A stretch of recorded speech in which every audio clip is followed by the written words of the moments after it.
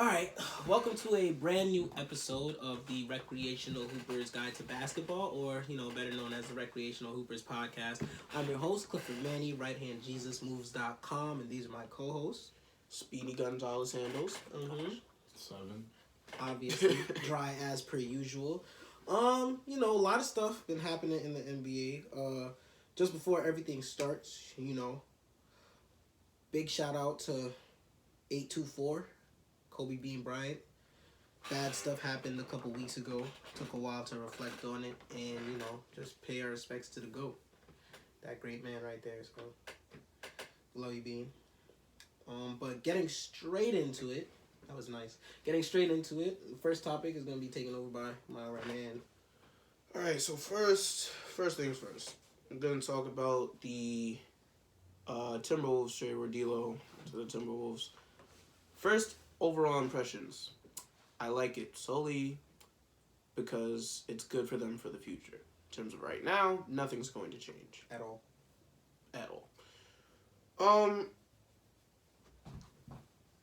D'Lo and Kat, how long have they known? They've known each other since they were kids, right? So chemistry's already there. Yeah, Chemistry's already there. So yeah.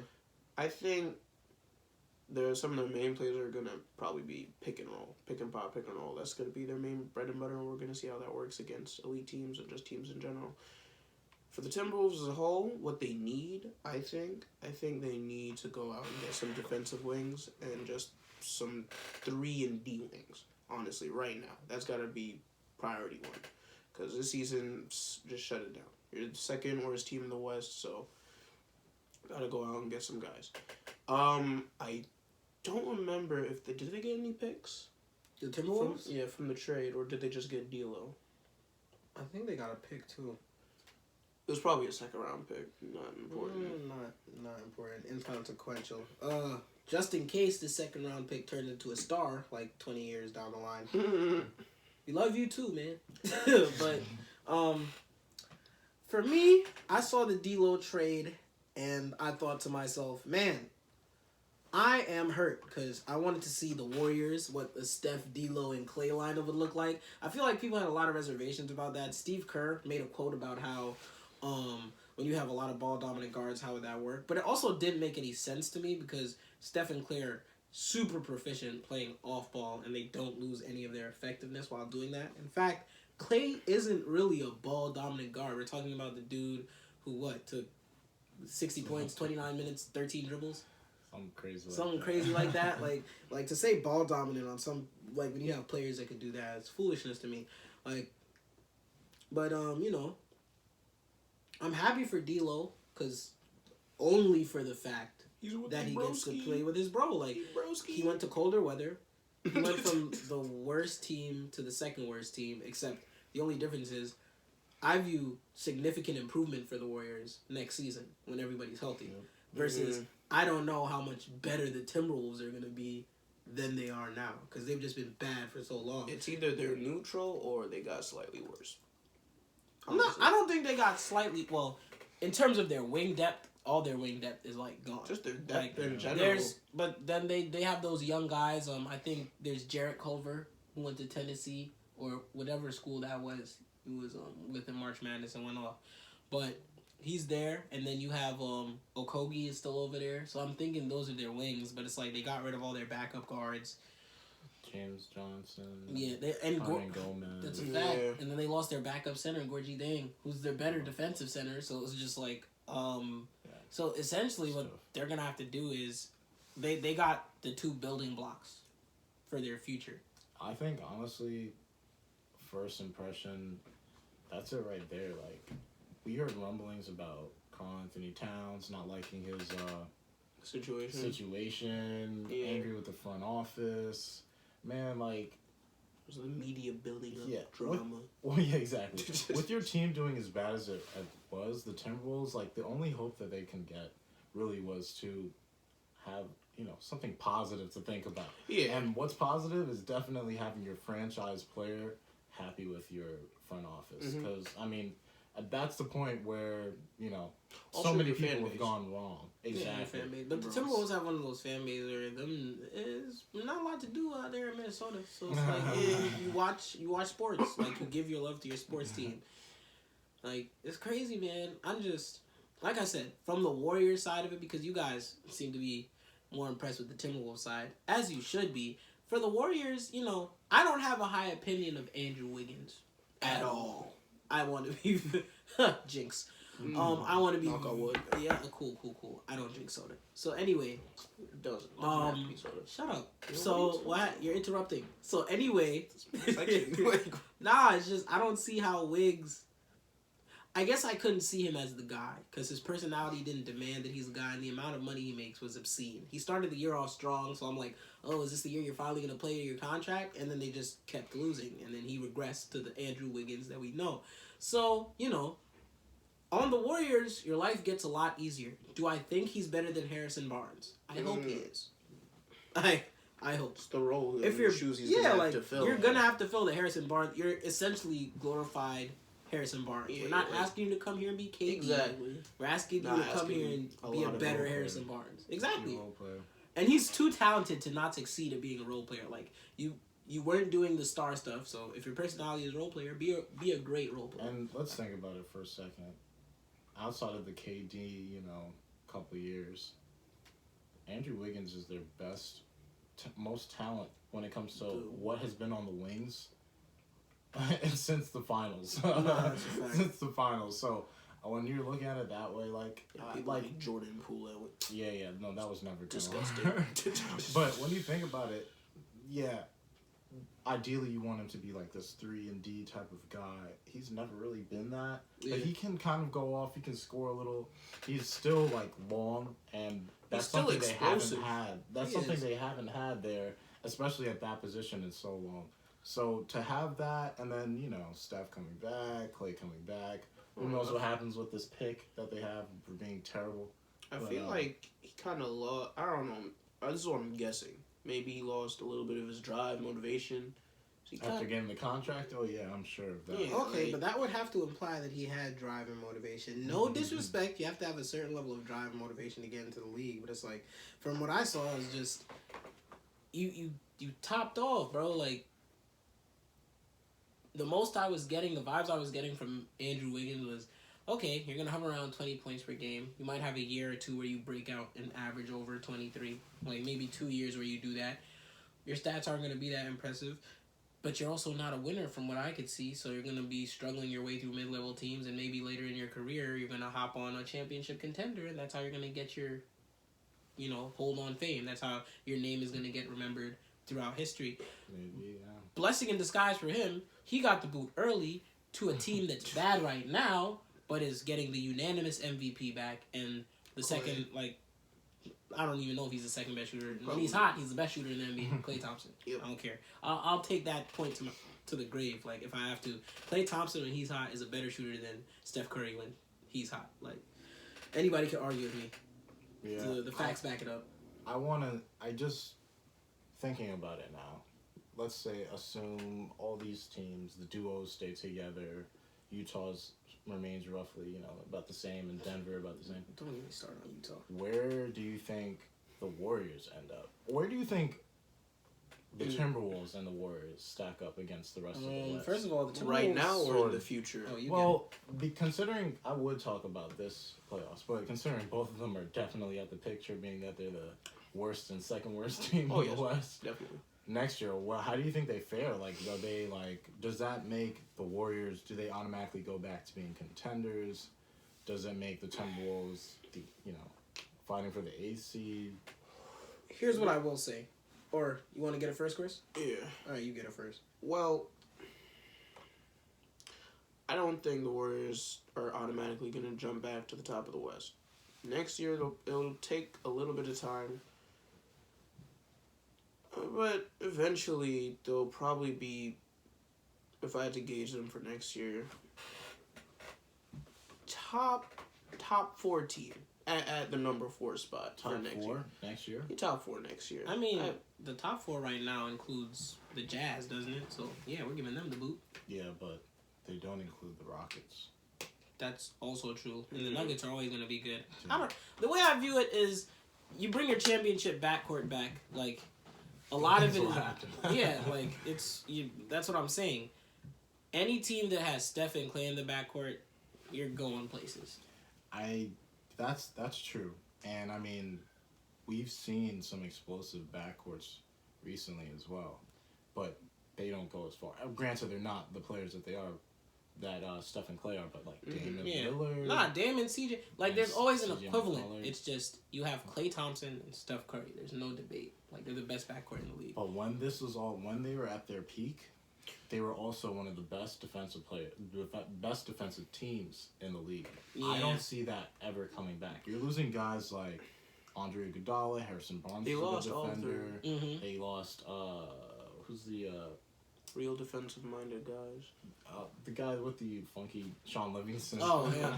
Some funny, bro. Knee. Just say knee. Oh, terrible. But they lost a lot of that identity. They also lost their defensive coach. Who's, arguably the greatest assistant coach of all time. I forgot his name now, which is really bad, but... but we'll have that for you later, folks. Yeah. But, I mean, they're going through an entire identity change. It's not... They're bringing back, the same players, but this is post-injury, for one. Also, they're in a whole new arena. They don't even have home court advantage yet. They don't even have home court. They've been losing, so there's no fan interest. How can you be a fan of a team that comes here and doesn't even let their players play? Like Draymond has been out for injuries on and off. Like Draymond's bum. Yeah, right. Even if he was healthy, I'm not coming to see that. Steph Curry, with how long this whole hand thing's been going on. No, like you're right. Like so they're gonna have to bring it next year. They're gonna have to bring it, and defensively, I don't think it's gonna be there. So they might probably won't. Yeah, but I don't see them cracking top 4. Is basically what I'm trying to say, because that's tough. You have to play defense. Top 4 is their ceiling. Top 4. That's rough. You could crack top 4. I'm not saying they're gonna be number 1, number 2. I'm saying, all right, number 4 at best is what I mean to say. I'm not trying to say top 4. I mean like they're a 4 seed. Yeah, the 4 seed. Oh, so you're saying the ceiling is the 4 seed? That's what I meant. My bad. I could see that. I'm just saying, look, Steph won unanimous MVP for a reason. As much as I don't respect what they've been doing with him this year, I'm not gonna sit here and act like the man didn't average 30 points per game one season while mostly not playing in the fourth quarter.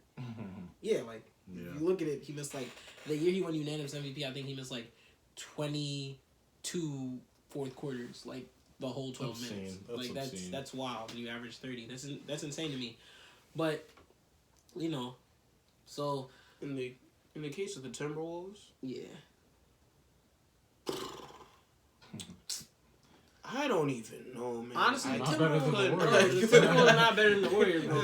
Here's how I see the Timberwolves. The Timberwolves, until I see the team they put around Cat and D'Lo. Because if you're asking me, does a team with Cat and D'Lo make the playoffs in the West? My answer is no. No. Because Cat's been in the playoff once. I mean, Jimmy Butler's been to the playoffs once, and Cat came to watch. And he didn't come to play. All I remember from that series is Capella being the best big man in that series. So hate to see it, man. How you get outplayed by someone? Anyway, speaking of Capella, you get outplayed by a lob specialist. Playing with Ice Tray. Shout out to Capella. Maybe they'll make the playoffs next year. Who knows? Who knows? Yeah, Capella's leadership will put them over the top. Yeah. Nah, I mean, I'm saying that, but I don't hate on the Hawks. Be on the lookout for them. But final thoughts on the Timberwolves. Who won the trade? Oh, between the Warriors and the Timberwolves. I'm gonna say the Warriors. Yeah, the Warriors. For now, the Warriors. You have to see what the Timberwolves do with the team because they still have to build a team. The Warriors fixed the problem that they viewed that they had. They thought that D'Angelo was never gonna work with Steph and Clay, so they went out and they got the most talented wing they've had since KD. Also, they have which I think they have like a top 5 pick, top 10. They Yeah, definitely have a so first round they're pick, about but- to have a first because they're trash this year, so they're set up better for the future in general. The Warriors won this trade. Now, if it turns out later down the line, like in the next 3 to 4 years, Cat and D'Lo turn into a dominant duo, and then Devin Booker gets tired of Phoenix, we'll look back on this, and we'll say that the Timberwolves won the deal. You know what? Just for argument's sake, I guess. Honestly, I'm gonna go with the Timberwolves, even based on merit, because at the same time, it's just like switching out D'Lo for Andrew Wiggins. It's an improvement. Sure, I guess, but at the same time, does it really, take the meter to like the next level for them? It doesn't. It doesn't. However, as we've seen with so many superstars, especially in smaller markets, their talent gets frustrated with the front office because they can't attract talent. And what happens, big free agents see summers and stuff like that, and they just walk away, or they're forced to then, really like break things up, and the Anthony Davis situation comes about where you don't even want to play a guy. That could have been the reality for Cat, and I don't know what his contract's going to be looking like. I mean, I don't know what it is, but at the same time, you now have your franchise player committed, totally, fully. That's a fact. It's something that we know will work.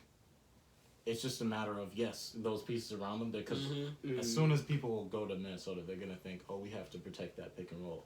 So it's going to be on the other guys once they pass out of it. But at the same time, D'Lo, to me, is a way better talent than Andrew Wiggins. Definitely. So they upgraded there. Also, now they have 2 studs that work well together, and theoretically. Malik Beasley and and D'Lo's exciting to watch. And he's also No, he's So definitely I think gonna it's a get win them all the way tickets. around. He's very good in the pick and roll, and he's a gunner from 3. When you put that together with a big man who can roll, it's just, I call him, shout out my boy Darian, he calls him Carl Stiffback Towns, because he has no, like, he just got a stiff back, bro. Like, I see him working the post, and I'm not impressed. But, One of the people who left the Timberwolves, or not left, got traded, was Robert Covington, which leads us to our Rockets trade, So, I'm not a Rockets fan. Have a couple friends who are Rockets fans. Shout out my son Bane. But let me just say this. Getting rid of Capella, my first reactions were, this is the dumbest thing I've ever seen in my entire life. Like, okay, let me emphasize something. Gotta get closer to the camera. Okay, you're right. Let me look the people in the eye. In the Eastern Conference, right? If you trade away your 7-foot big man, you're not pressed. This is why. The only dominant paint threat in the East, consistently, is Giannis Antetokounmpo. And I know a lot of you were thinking he's going to say Joel Embiid. No, I'm not. Because he's not a consistent, dominant post threat. What that means is you could throw a 6'8" person out on the court because he's going to be floating around the perimeter. All you got to do is stay between him and the basket and wait for the help to come, and it's good defense. Lead him where the defensive scheme tells you to lead him. There's no one besides Giannis who's going to try to put their head down and punish you. And even Giannis isn't going to start out with a post-up, a direct post. He's handling from the top. So what you have is, essentially, a lot of tall, long wing players. Like KD. They're just not KD. They all want to be KD. Joel want to be a guard. That's why he's out on the perimeter. That and Ben Simmons. But this is not about Ben Simmons slander. This is not. This is about the fact that you could get away with having no bigs in the Eastern Conference. Teams like the Raptors, they have Marc Gasol and Serge Ibaka, but they alternate starting those two between starting, let's say, OG Anunoby with Pascal Siakam and a smaller lineup because you can, because a lot of it is about wing production and switchability. Let's go to the West. Depending on where you fall on the map in the playoffs, you're going to have Nikola Jokic, Anthony Davis, The Joker. and the three-headed seven monster that is the Lakers. When the Trailblazers get healthy, they have Nurkic and Whiteside. Oh, dear God. I don't forgot about respect Steven Adams. Steven Adams is a low. Steve-O! These are all big men in the in the playoff picture. So if you're expecting to be a Rudy playoff Gobert. team, I don't respect him. But still, he's a 7-footer who puts pressure on your boards. You need a 7-footer or just a big body to throw at these guys, man, because it's going to wear you down. And let me emphasize this. This is not like the Celtics or the Raptors who have a lot of 6'8", 6'9" hybrids. What the Rockets did was they said, here, let's get rid of the only dude on our roster over 6'8". At the time, 6'7". 6'7" at the time, bro. Shout out to Robert Covington. Shout out to Robert Covington. He took their height, average height all the way back up by one tick. Now, people have watched the first couple of games with them, and it looked cool, versus the Lakers. I feel like the Lakers lost that game for a lot of different reasons, but the Rockets did what you expected them to do. They shot a whole lot of threes, and they played swarming perimeter defense. And that's a good formula, but it's not a sustainable formula. And I'll say it this way. To have a formula like that, you usually have to have a couple of elite perimeter defenders. The only person I call a perimeter defender on their roster, like elite, only 2 people, Robert Covington and P.J. Tucker. Now P.J. Tucker is your center, your 6'5" center. I don't care how strong and how much heart P.J. Tucker plays with. Imagine 3 rounds, depending on, because the West is competitive. Imagine you have to see Jokic and Anthony Davis in the same postseason, or Gobert and Steven. Like, it's just, you're going to get worn down and in foul trouble. And the last thing I'm going to say is this. This plan also only works if you could keep your man in front of you consistently and you're hitting threes a lot. What the Rockets are going to do is they're just going to jack up a whole lot of threes so the law of averages catches up. So even if they are shooting 25%, if you take 63 pointers, you shoot 25%, you hit 15. Hitting 15 3-pointers in a game a lot of the time is enough to win you the game. It's 45 points. Exactly. 3-pointers. Your thoughts? Seven, you want to go first? 'Cause I'm still thinking about this. Well, yeah. So my first thought was, man, that's bonkers. That's crazy. It's insane, bro. Yeah. And then I had to take a step back and really look at the DNA of the Rockets. Man. Oh my god. They're one of those money ball teams. They play math basketball. Yeah, they do. They take things to the next level that you're just thinking like, oh, what are you doing? Like, what are you doing? Conventional wisdom. It's Yeah. not working. Exactly. Working. So when I'm looking at it that way, I'm just like, you know what? They do tend to zig while everyone else is zagging. They bring out the small ball lineup. Mike D'Antoni has a history of changing the game from like 24-second shot clock to 7 seconds or less. And then when you have a elite offensive like superpower like Harden, really like exhausting like everything you can get out of that one guy, and now you have 2 of them. Russell Westbrook. So when you're looking at it, this guy has always been all offense. And then you look at Daryl Morey, like Daryl Morey is not one to second guess, all right? He's not that guy. Like, I think he's earned that respect, like you have to think he knows what he's doing. So when I looked at the trade the second time around, I'm like, okay, well, there has to be a next move. There's always the buyout market.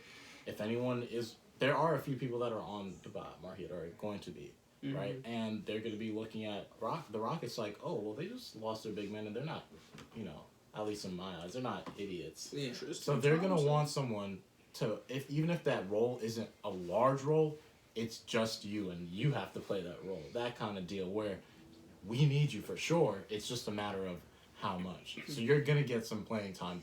That's what they're going to look at. They're also going to look at the possibility that they, have a chance of the chip. So they're going to be looking at the other 2 teams, the Clippers and the Lakers. Well, chances are if, you bring that, that next piece to the team that they may need in certain crucial situations, they can be that team because they have that talent. And that's really what I'm looking at it. I don't think they're done. I think they go to the buyout market, they look at some big men, even though there might not be a great selection. They need someone. Capella is not some all-time, even an all-NBA type of big man. He's not like he's not he was still crazy talented. He was still their defensive anchor. He at was. the end of the day. And mind you, his defensive play has been slipping as a function. It's true. By himself as well, but also as a function of their just team not being as good as as they once were. They lost their defensive coordinator too, right? They lost their defensive coordinator. Chris Paul was once there. If any team with Chris Paul on it is going to play some type of defense. Trevor Ariza, Baba Mute, they lost a number of guys. They pretty much lost that defensive identity. I remember there was a point a couple of years ago when they were like, man, like, these guys are for real. Now they have Harden playing defense. Yeah. So now it's a matter of, well, if we're not going to play defense, how much points can we put up on the board? And Russell Westbrook, hey, my boy, Russell Westbrook is making those points happen. 40 ball. I also don't think it's sustainable for playoffs, but I think they'll figure it out in the buyout market. I still like my chances, but as a Lakers fan, I'm pretty sure I like my chances against them. I'll take that 40-30 AD game in the postseason. All I'm saying is I don't think they're as out of their mind as most people think they are. I think they'll figure it out, especially to get themselves back into maybe top 4 in the West. True. So we have to watch. They're not that far outside top 4 anyway. I expect them to finish top 4. That's how I feel. Christian, your thoughts? Well, first impression, I didn't even know what to think. First time I even heard about it, I woke up, and it was school day, so it was slow. Slow morning. I looked up on YouTube, and Chris Move was the first dude who I saw talk about it. And in the thumbnail, was Clint and John Collins. So I was like, oh, so the Rockets got John Collins. That was wild, bro. Fantasy basketball. Fact. And then I watched the video, and they got Robert Covington. I'm like, what? I mean, I don't. Go ahead. Sorry. Really good. Like, you lost your defensive big, so... Don't they still have Tyson Chandler? Is he still there? They do. They have another 7-footer, too. So... I don't even see Tyson Chandler playing more than 5-minute increments of meaningful NBA minutes. And when I say 5-minute increments, I mean per game. And not during the game. Completely understand. 1 or 2 shifts. I completely understand that. But if it gets to the point where it's like, we couldn't find a big man in time, and now the playoffs are starting... We got to get Tyson in there for at least. Well, yeah, he's a veteran, so you play him in post crunch time minutes. He's gonna do what he has to do. I'm just saying, I don't want to trust my 19-year veteran to hold the ADs and Jokic's of the world. No, that's not. Especially somebody who's lost a bunch of lateral quickness. Old Tyson Chandler, there's a reason he won Defensive Player of the Year before, but he still had a lot of that lateral quickness and a lot of that jumping ability was still crazy. Mm-hmm. Now the jumping ability has decreased significantly in favor of a much fuller beard. So we have those, working out for us. Unfortunately, it's not really serviceable long term, especially to what they're doing. Like, the reason Capella could stay on the floor so long is because of how active he is. You're asking essentially like an old dude to be as active as Capella was to get his minutes. Because other than that, you just need shooters. Capella was in the lineup because you could filter perimeter players towards him, and much like the Lakers do with their perimeter guards with AD, you play aggressive and then you filter to your big. But you don't want to do that. You can't do that with Tyson Chandler for a full game's worth of stuff. So it's just crazy to me.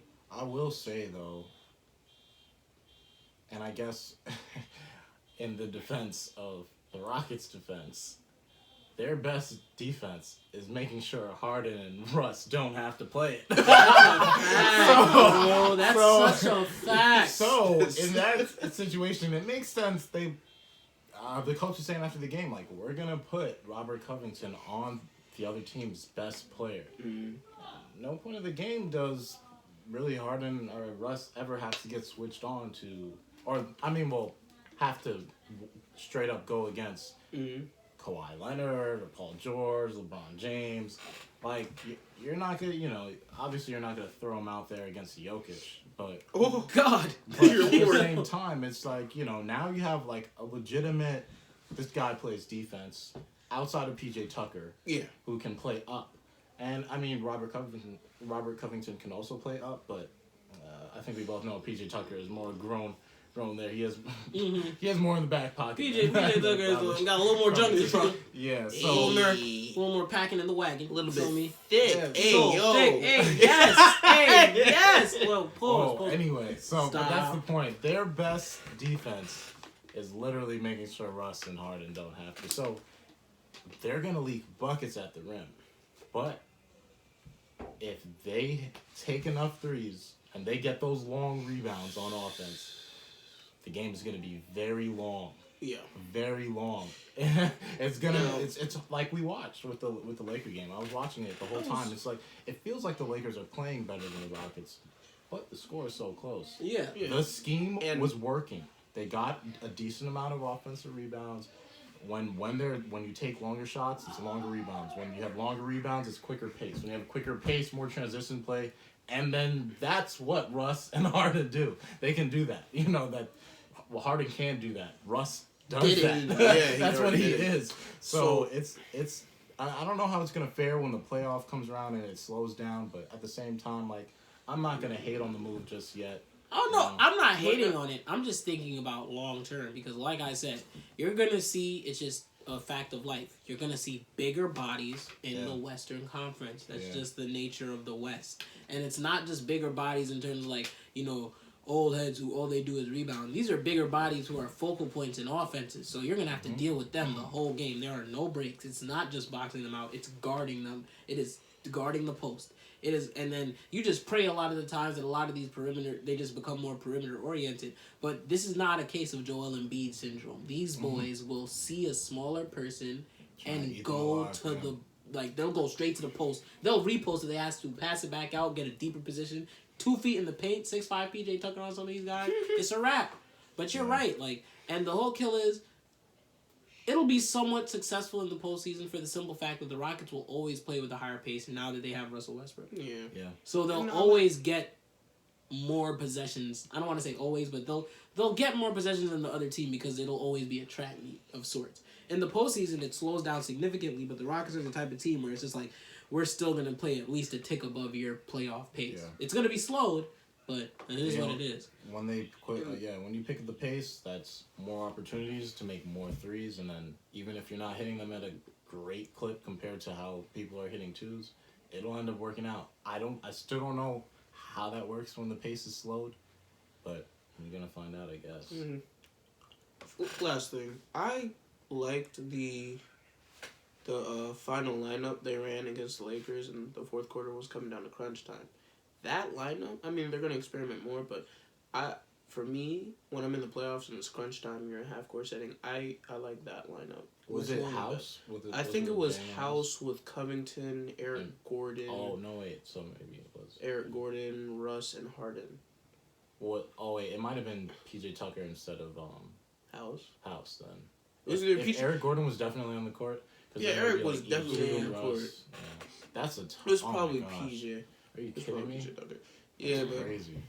For them to get the most success out of this new team, if they don't get a big, that's the 5-man lineup they got to run. But enough about that. 7. Yeah. Well, I mean, since we're on the topic of playoff picture, that's what these trades were made for.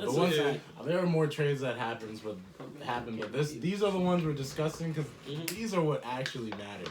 Okay, so yeah, definitely the Capella, that's huge. Another huge, in my opinion, deal. Well, let's start off in the East. We don't have to talk about this. Iguodala. It's of no consequence. Iguodala. No consequence. I love, but this is the thing though. We were talking about this is why you have to respect those organizations that really just don't care for the rest of the league. They have one goal in mind and winning the championship. And that's what Pat Riley does. And that's what the Heat organization will always do as long as Pat Riley is there. It's breathing. No one even thought the Heat were going to do anything at the trade deadline. And then all of a sudden, they emerge as one of the teams vying for Iguodala. And then all of a sudden you hear, yes, and Marcus Morris, and everyone else. And it's just like, wait, what happened? When did the Heat even want to be this great? Like, we all forgot. Like, they as long as Pat Riley's pulling the strings, there's a certain level. And let me get it clear. Puppet master. I'm sure everybody was getting excited about all the Heat's, undrafted gems. You know what Pat Riley was thinking about? I'm going to take these undrafted gems. I'm going to go trade them in for some veterans who's going to get me wins, bro. Yeah. Nah, he's going to keep Kendrick Nunn. He was like, Nunn and Tyler Hero are safe.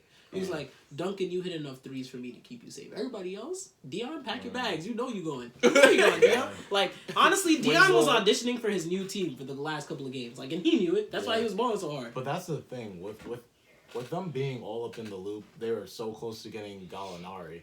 Like, all it came down to was really, like, contract issues for Gallinari himself. Oh, I thought the Thunder wanted Hero. I thought that's why it broke down. Or Robinson. I think they were asking for Hero or Robinson. And unprotecting a pick. Something like that. Something to do with the No, but that's smart on Sam Presti's part. You know, about to fleece me, bro.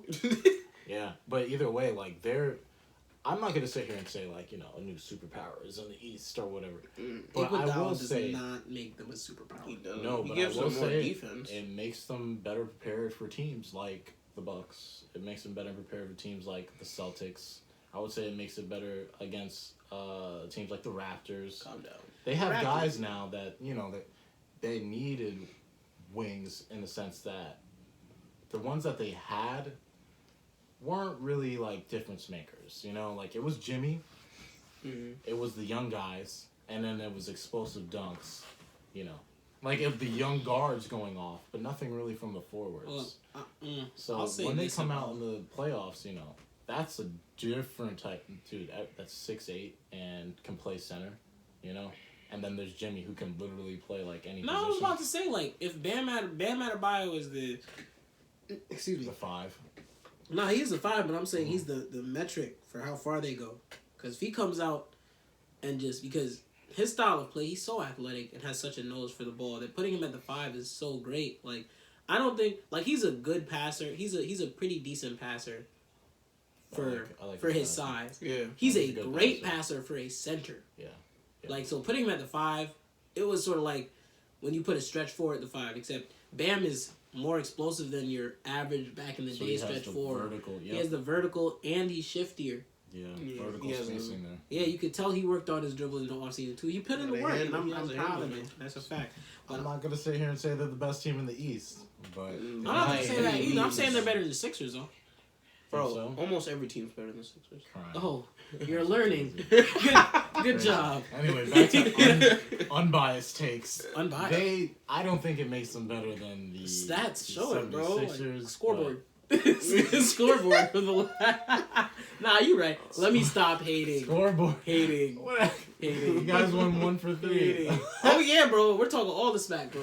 Okay. All the smack. Because the previous one was the only one that mattered, bro. We healthy, baby. I guess. Either way, that's definitely something that, I mean, if they play the Pacers, I don't really know how the standings work out for them, but Iguodala will raise their floor. And because of that, they're going to beat out a team that we don't expect them to beat out. I just kind of have that belief because I've seen Goran Dragic in the playoffs. I've seen Jimmy Butler in the playoffs. I've seen Iguodala in the playoffs. They do have some pieces there that have shown up. It's just a matter of, are the rest of them going to be there? Are they going to be able to handle it? Like, are we going to really put the ball in Tyler Hero's hands and all these undrafted rookies in the playoffs? They could, especially if they're going up against, like, a weaker opponent in the East. But they are in the bottom half. It all depends. Well, I mean, it all depends on matchups, man. Because the way it's set up now, they face the Pacers in the first. Exactly. Based off the improvements they've made, you'd want to say, oh, yeah, that's a way easier series than you thought. What I will say is Victor Oladipo will be in full swing by the time the postseason starts. See, and maybe, but either way. Nah, he took his regiment recuperating very seriously. And I know what you're saying about the defensive improvement, but I gave Vic this credit when he was healthy, and I will continue to do as such until he proves me wrong. He is a dog, and he is one of the... Ever since he finished playing with Russell Westbrook, he's been one of the most inspired clutch players I've ever seen. So if the game is close, and I have to put money on it... You're taking him over Jimmy. Based on last year when he was healthy, sure. But I have to give it to Jimmy now because Jimmy's been healthy the whole year. But I'm just saying in terms of what I expect from Vic. If he doesn't reach the level I expect him to get to by the time the playoffs start, then consider this null and void. That's the thing though. When he took a year off and I don't know if he came back. I don't know how long it's going to take for him to get back to himself. I don't doubt that he does, but I don't know how long it's going to take him to get there quad and injuries then get to playoff level. That's true. So, but either way, like, that's going to be a great matchup. If it will be. And here's the thing. You might not even need him to be that high in playoff level because the Pacers, what the Pacers give you is the same thing the Heat give you. You can say what you want about talent, but both these teams negate all that exactly. They play hard.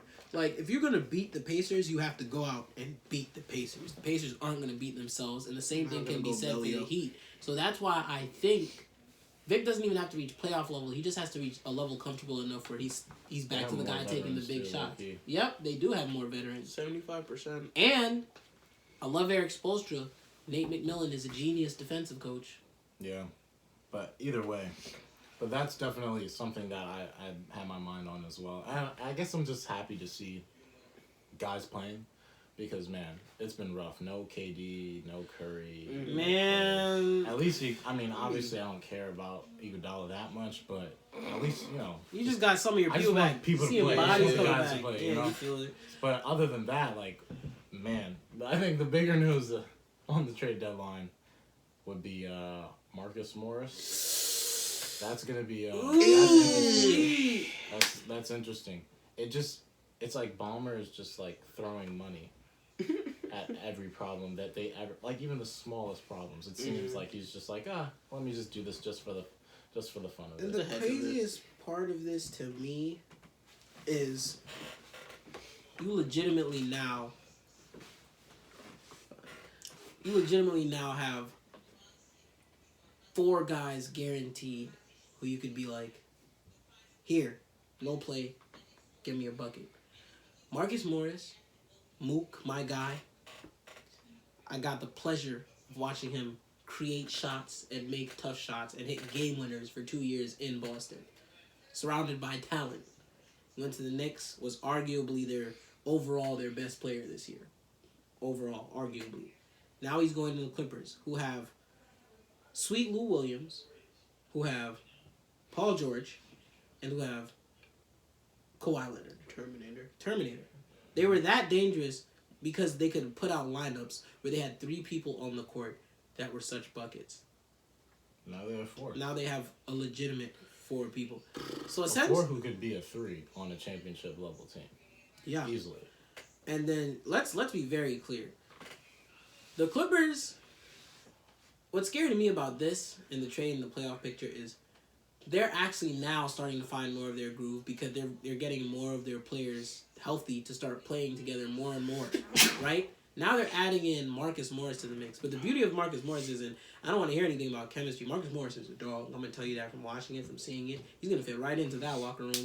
And I promise you, there's going to be no ego. Because when you're winning, ego has a fascinating way of just going away. Especially when you're not recognized as like a top 5 player in the league or something like that. Like, there's no ego when you're winning. And Marcus, like I said, he's been a part of a situation like that. Like, to a lesser degree, the Boston Celtics. Like, we ran play for him. You'll get your number called. You're not the main option, but you're one of the main options is essentially what it is. When he's on the court, you have to respect that. The Clippers just got so much more difficult to guard. Yeah, I think Doc's going to like him a lot. I think their defense Doc will love him. I think their defense is going to take another step. It's going to take a leap. Too. And do you know why it's going to take a leap? And Morris is strong enough to guard 5s. Big 5s. Yeah. Not big 5s like Joel. Well, I'm not even going to say that because in the playoffs, we threw him on Joel a couple of times. He held his own. That's the thing. When they go small, it's going to be devastating offensively. Defensively, they're just going to be... Not defensively, they could hold their own, and they got a bunch of people. And then you have Trez. You have Trez. Yeah. You have all these shooters. You got Shamit. You got so much. You got threats everywhere. And then just in case you run into when you run into the Lakers, you got just a big body Zubac to throw in there, just throw at people and take fouls. Like, it's just like Zubac. They have a lot, man. And it's gonna be tough. It's gonna be tough for sure.